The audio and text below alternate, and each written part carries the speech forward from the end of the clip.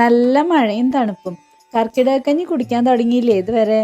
എന്നാൽ നമുക്ക് വനിതാ പാചകത്തിലൂടെ കർക്കിടകക്കഞ്ഞിയുടെ റെസിപ്പി നോക്കാം.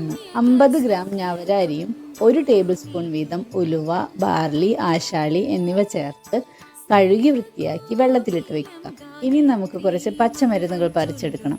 ഉഴിഞ്ഞ, മുക്കുറ്റി, ചെറുള, പൂവാങ്കുരുന്നില എന്നിവ സമൂലവും നിലപ്പനയുടെയും തൊട്ടാവാടിയുടെയും വേരും പറിച്ചെടുത്ത് കഴുകി വൃത്തിയാക്കി ചതച്ച് 5 മിനിറ്റെങ്കിലും വെള്ളത്തിലിട്ട് തിളപ്പിച്ച് അരിച്ചെടുത്ത് വയ്ക്കാം. പച്ചമരുന്നുകൾ കൃത്യമായിട്ട് അറിയില്ല എന്ന് വെച്ചാൽ പറിച്ചെടുക്കാൻ നിൽക്കരുത്.